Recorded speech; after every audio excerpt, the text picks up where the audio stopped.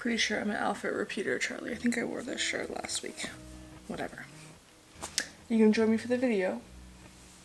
Hi guys, welcome back to my channel. If it's your first time here, welcome. My name is Alyssa. I'm a 25-year-old first-time mom to a little boy named Reese.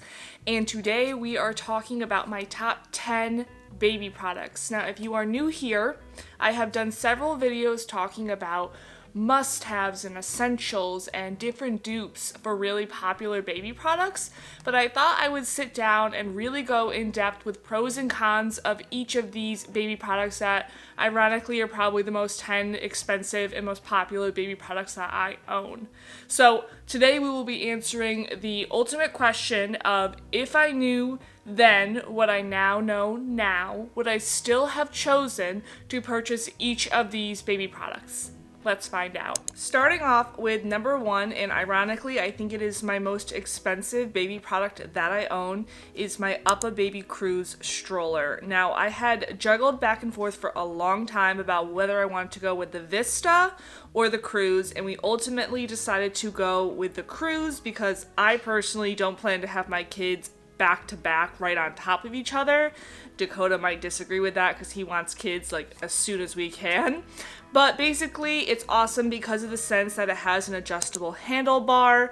It does have really good strolling abilities. It's not heavy and hard to push. You can flip the seat back and forth to different directions. It has a large size basket, and it comes in a whole plethora of different colors. But there are a few gripes that I do have with it. The first one being, I think that it is a bit heavier, which makes it a little bit harder to fold up and to put into your trunk. Now, I drive a Ford Edge, and it takes up a decent amount of space in my trunk.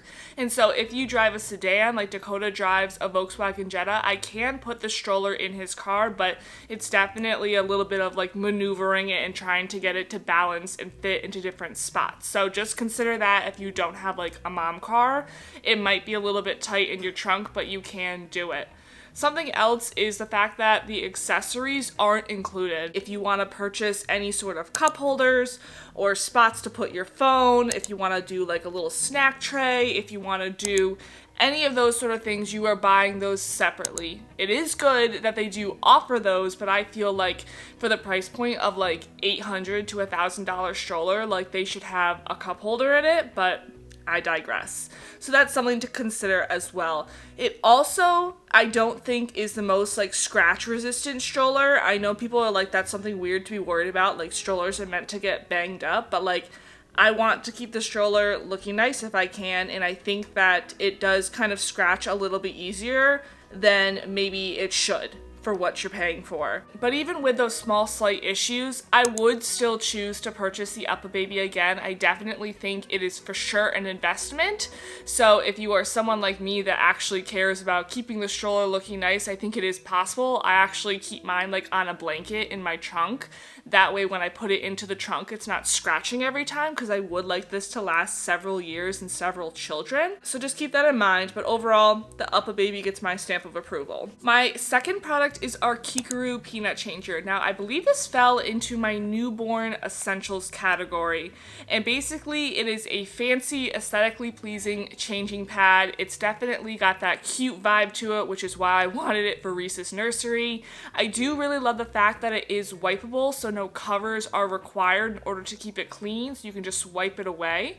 But I will say it stains very easily. Now, we have not gotten anything on the changing pad. We have not used specific diaper creams like that. Like, we use Hello Bella wipes, which are 90% water, and our changing table has a stain about this big, and we don't know why. So it's got like a pinkish tint to it, and maybe to like someone just like walking through the nursery, like they probably wouldn't notice it, but I'm kind of like OCD, so it's the only thing that sticks out to me. So I can't figure out why that stain is there. I've only ever wiped it down with like water wipes and like basically no chemicals. So Keekaroo, if you ever see this, tell me how to get the stain out or what I did wrong so I can help other people. But for the reason that I think that I kept like exceptionally good care of my Keekaroo and was cognizant of trying not to stain it, and it still stained, I wouldn't purchase the Keekaroo again because I don't think it's as stain resistant as maybe it should be. Like, I get changing tables get dirty, but I feel like they shouldn't stain if you're not putting anything on them that would stain them. Do you know what I'm saying? So keekaroo, it's a no for me. Good idea in a sense, but I'd probably look at a different type of wipeable changing pad. My third item is our dockatot. Now, like I've said this before, do your own research, make your own decisions. There's a lot of controversy over these, but basically the dockatot is a portable pillow or a lounger for you to lay your baby down. It can also work as like a tummy time option if you want to prop your baby up on it, but we didn't really use it for that as much. It really just kind of became a nice spot when Reese was a newborn to just put him. We put him on the chaise on the couch, on our bed, on the dining room table, on the kitchen counter when we were prepping dinner. Like, it was just a nice, soft spot to kind of put him. We were always watching him, and we don't co-sleep, so it wasn't that an option for us for that, I guess.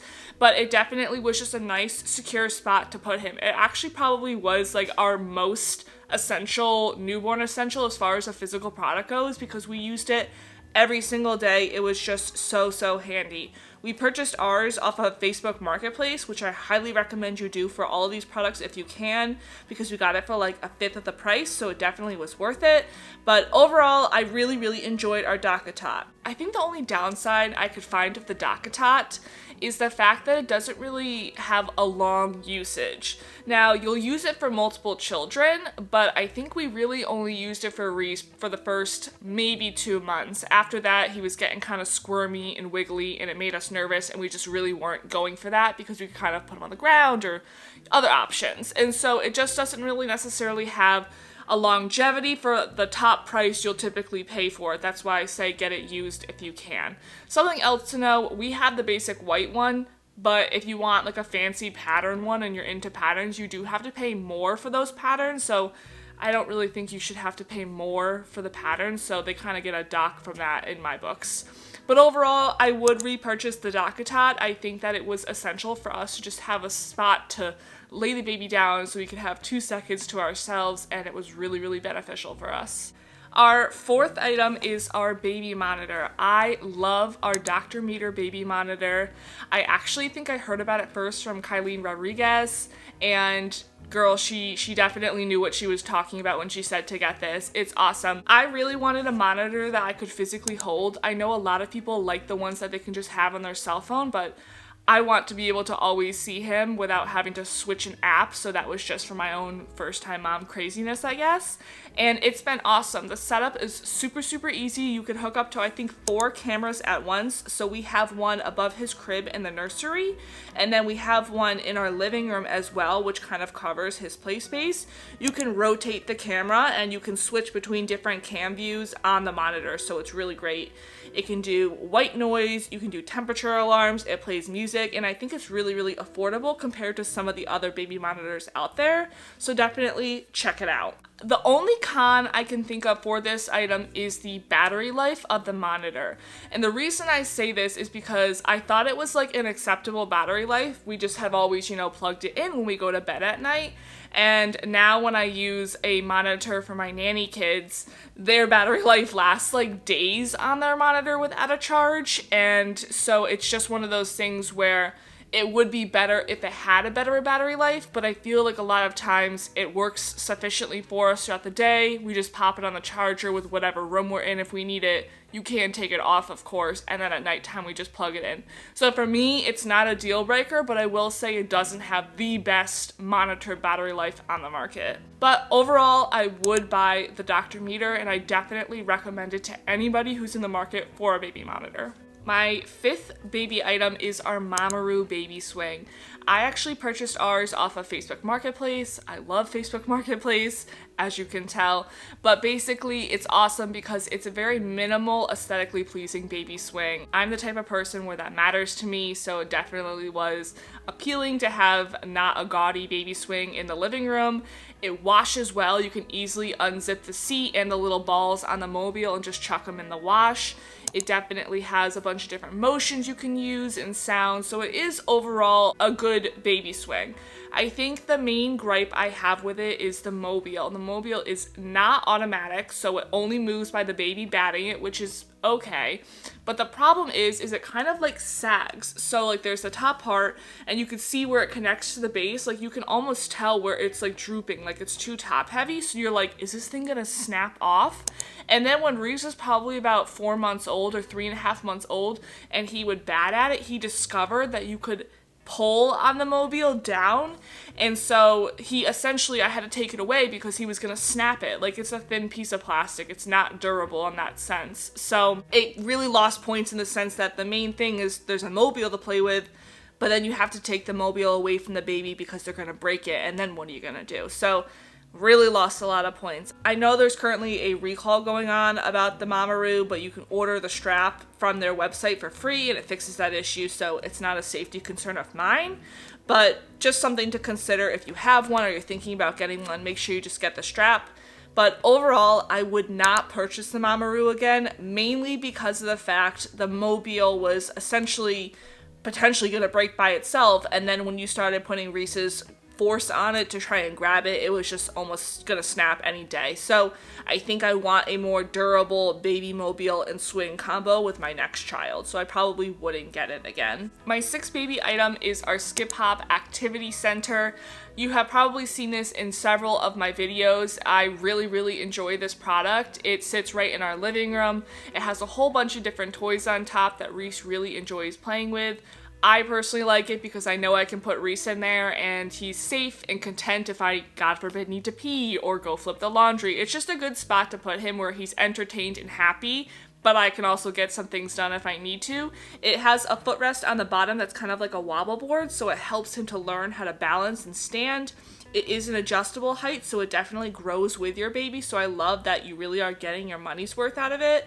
This was a Facebook Market find. I got ours for $8, mint condition, so it was quite the steal. I think that this is awesome because of the fact that he can use it for several months. I know a lot of times baby toys can be outgrown in a month or two, and I knew that this would be a long time that he could use it, so it definitely was worth even paying full price to me.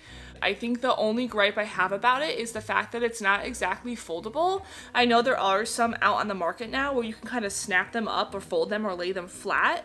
That way they're not always out in your living room. I think that would be great. My sister actually has one like that where you can kind of fold it up. It doesn't have as many built-in toys like mine does, but you can also attach toys to hers and then just fold it away or travel with it. So I wish that it did have a foldable option. Overall, I definitely would purchase it again and I highly recommend you get it. It's held up great. I just wipe it down with some Lysol wipes every now and then. You can take the seat out and you can wash it in the washer. 10 out of 10. I think it's a really great product overall. You should check it out. My seventh baby product is our Skip Hop bassinet. I actually got this from my sister. We actually went back and forth about whether we were just going to use our 4Moms Pack and Play at the time as his bassinet because we knew he wouldn't be in it for a long time. So we're like, do we justify putting on the registry or not? And we're actually so happy that we did. So ours has wheels, so you can lock them into place or you can wheel it around. It has an adjustable door. It's an all mesh siding and it has adjustable heights. So it kind of hit all different boxes. I never thought the wheels would be so pivotal to our newborn days with Reese, but they were. It was awesome. We put Reese in there and we were like whipping it around corners, going from our bedroom to the office. It was just so awesome to just have that, and you didn't have to wake him if you had him in there to move him around. When Reese was a newborn, for a while, Dakota and I were doing like 4-hour shifts where like Dakota would take Reese for 4 hours and I would sleep and then he'd bring him to me to feed and then I would switch off, and it was just great because we could work our schedule around Reese's sleeping schedule and we never had to wake him because of the wheels. So I am so happy and so thankful that we got and registered for the bassinet because the Pack and Play never would have been able to do that. It would have been stationary and it wouldn't have worked as well as we needed it to at that point in time. My main gripe about this is it doesn't fold away easy for storage. So I know sometimes people have like bassinets that can easily collapse. You can push to the side if you're not in use at that point in time. This one doesn't. It's pretty much, it is what it is unless you're getting like the drill out and you're gonna take it completely apart. So that's not a deal breaker, but it is something to consider if you do have a really tight space. Lucky for us, our bedroom is a decent size, so that wasn't an issue. And I know a lot of times the bassinets these days do have like a built-in white noise and music machine. This one does not. It's just the bassinet, and that's what you get as far as that. So that's something that you'll have to probably account for separately in buying a separate sound machine. Overall though, I definitely recommend this product. If you get this one, awesome, you're gonna love it. But I highly recommend getting a bassinet with wheels. You will be surprised at how much you end up using the wheels when you don't think you will. My next baby product is our babybjorn carrier mini. So this was something that I went back and forth about. I wasn't sure if I wanted to have like a structured carrier or if I wanted to go like wrap style. I wasn't sure. I ended up not going wrap style, and I was like, you know what, let's just do structured for the first one. And then I went back and forth about which one to get, and I ended up going with this one just because it was a cheaper option. It was $100 compared to some which are like $150, $200. And Dakota ended up really liking this, and I ended up not really liking this. So overall, I will say it washes really well. It's definitely easy to put on. It's like color coded what side you can clip on. It definitely has easy snaps, and it's easy to adjust when you're by yourself, because a lot of times you don't realize like, oh, hey, can you just tighten this for me real quick when you're with your partner? Like, you won't have that always, so you'll want to make sure you get a carrier that you can adjust by yourself. I will say it does that very well. It's a nice material. Reece was not overly sweaty in it. For me though, I think that it really lacked back support. Like, I would wear it and my back would be killing me. And Reece was only a couple months old. Like, he was probably like 4.5, 5 months when we were using this a lot in the summertime. We took it to Newport with us, and my back was just like killing me after that.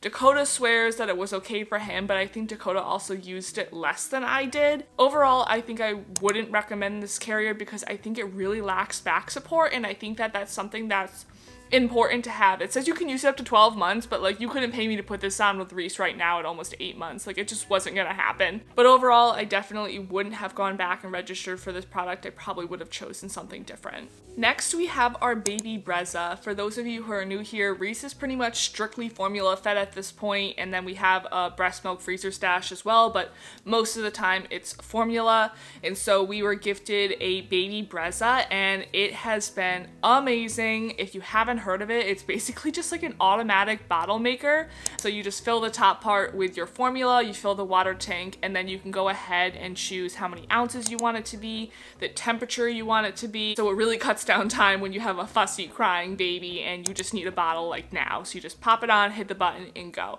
So it has been awesome for that sense that you can really customize that. You can do 2 ounces up to, I think, 10 ounces. I don't know, Reece has about 6 to 7 ounce bottles right now, but it definitely has a wide variety, and it takes a bunch of different formulas, and it's awesome. My only gripe with this product really is the fact that I don't think the water tank is as big as it could be. You do have to fill up the water tank every single day, and so that kind of gets annoying, where I wish you could do it maybe every other day.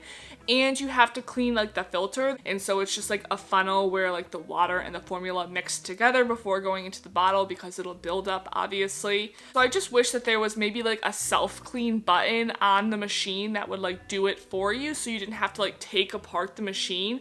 Granted, it doesn't take a lot of time, and I'm kind of just being nitpicky, but it is something worth noting that it is an everyday task. I know a lot of times people just like get the brezza and they think it's like a one and done, you touch it like once a week, and no, you'll be doing it every single day, so it's something to account for. Overall, I really, really like it. I really recommend it. I 100% would buy this again, especially if you have a strictly formula-fed baby. Until you have gone from doing the every single scoop to moving to the brezza, like, you'll be like, why didn't I get this sooner? So I definitely recommend getting it. And my last baby product is actually going to be an infant carry car seat. Now, this is something we opted not to buy. We chose to go with a convertible car seat. We have one in both of our cars, and basically it worked from 4 pounds all the way up until like 100 something pounds, from when Reece is gonna basically outgrow being in a car seat. So from birth until he's done. The reason being is 2 things. I thought that it was gonna be beneficial in the sense of one car seat is all you have to worry about. And I also know that those infant car seats, babies don't use them for a long time because they end up getting too big for them and need to move to the convertible car seats. And the infant car seats get heavy very fast with a baby in there. Looking back on it now, I wish we had gotten the infant car seat. I think that it would have just been nice in the sense to have that option to just click that car seat in and out for the convenience factor of running into Walgreens real quick, having to grab something in the store, you know. It's just small stuff that you kind of overlooked. Where I saw it would have been beneficial is running errands and doing small things. Like even when you're just trying to like grab your card out of your wallet and you have like this baby that can't even like hold up their bobblehead, like it would have been nice to have him in his car seat and I could have just placed it on the ground for 2 seconds to sort myself out. Alright guys, that about does it. I hope this is helpful for you and kind of just giving you some more insights of some pros and cons to really popular baby products and whether I would have chosen to repurchase them again or not. As always, thanks so much for being here. Please make sure to like and subscribe if you enjoyed this video, and I will catch you in the next one. Bye.